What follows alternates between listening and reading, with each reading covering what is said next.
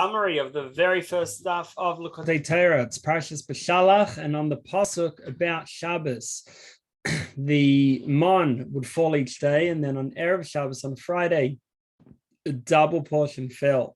That was something special for Shabbos, and then the next day as well, no mon fell. So the pasuk says, Moshe explains to the Jewish people, "Ru'u, seek, Hashem nasam lachem Shabbos, that Hashem has given you the Shabbos." And this pasuk will be explained in the Maimer. But first, after a few questions, the Maimer asks, why are mitzvahs called Derech Hashem, the pathway of Hashem, like it says about Torah mitzvahs, Terachea Darchei Noam, that its ways are ways or paths of pleasantness. And another question: how come whenever we do a mitzvah, we say Asher Kiddushanu Saisav, we say that Hashem has sanctified us with His commandments and given us the following mitzvah. But then on Shabbos, when seemingly we reach a higher level, we say, please, we beg Hashem, sanctify us through your mitzvahs. On weekdays, when we do a mitzvah, we just say, this is the fact. Hashem has sanctified us. Whereas on Shabbos, we beg and we beseech, ask Hashem for the same thing. So the Maimon goes on to explain the difference between, it says that B'ka Hashem Tzorei Lamim, that with Yud, with the letter Yud, Hashem, that's what energizes and what creates the world to come, whereas Hey creates this world. So the difference is that the Yud represents a limited amount of energy, where the Hashem's light is contracted into something small like a Yud. And that's because in the world to come, the pleasure of the world to come is from understanding and taking in Hashem, understanding Hashem, and some level of understanding of connection.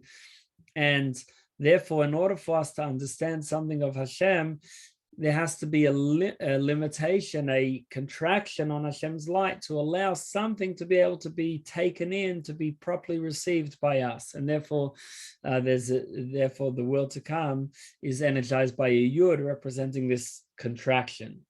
But then once that happens, now we're left with a limited godly light. We don't want it any further limited. It should only be able to be spread and manifest. And therefore, this world is created with a Hey representing that spread of Hashem's light and presence. Now, this is the difference between sometimes we say hair is good, let the hair grow long. Other times we say cut the hair or cover the hair with the Levium, and with women also to cover the hair. And the idea is that hair represents a limited energy. When you cut it, it doesn't hurt, so it's less alive than the rest of the body. So if something is too powerful, if a light is too powerful, then you want hair. Whereas if an individual who is already about either gevura, restraint like the Levium, or about nurturing and caring for the other, like Malchus, the feminine sphere, so then you don't want it any further limited because it's already limited, and therefore now you want it to be able to spread out like this world with a Hey. Now, that space, so the mitzvahs are about bringing down Hashem's pleasure. They bring down Hashem's pleasure to us. And this is the meaning of Terachea Darchei Noam, that the ways of Torah, the paths of pleasantness. So Noam, pleasantness, is connected to pleasure, and Torah brings down Hashem's pleasure to us. Now it says paths in one place in singular and other places in plural. So the difference is that on one hand you can say all of Torah mitzvahs is the same general path, bringing down Hashem's pleasure to us.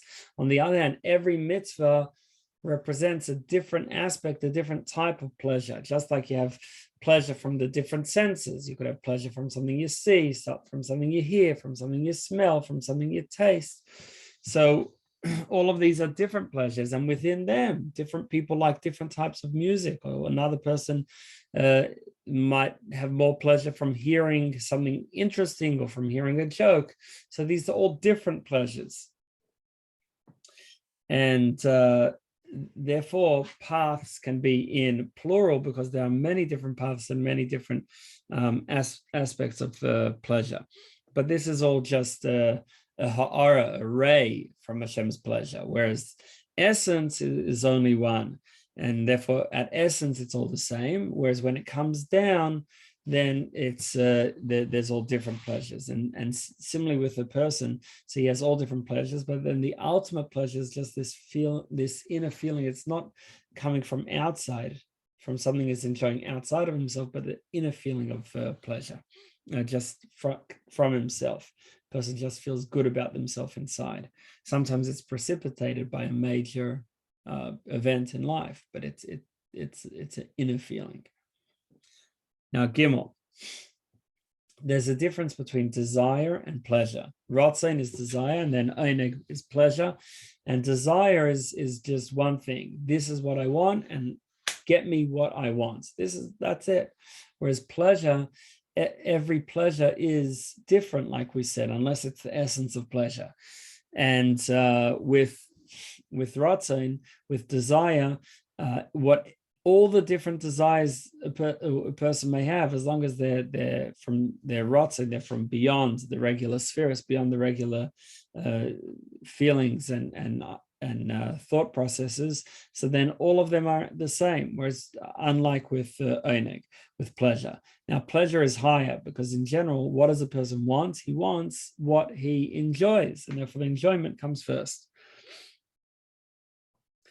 Okay, so now, so with mitzvahs, this is over to the beginning of base. So each one it gives Hashem a certain type of pleasure, and then that pleasure is brought down to us, and that's the plural. And through the mitzvah, and in particular through the mitzvah of tzedakah, of charity, so that brings down this pleasure of Hashem down the path to us, that we should also sense this divine pleasure. Okay, so that concludes the first daf, and then we'll learn the rest of the Maimer tomorrow.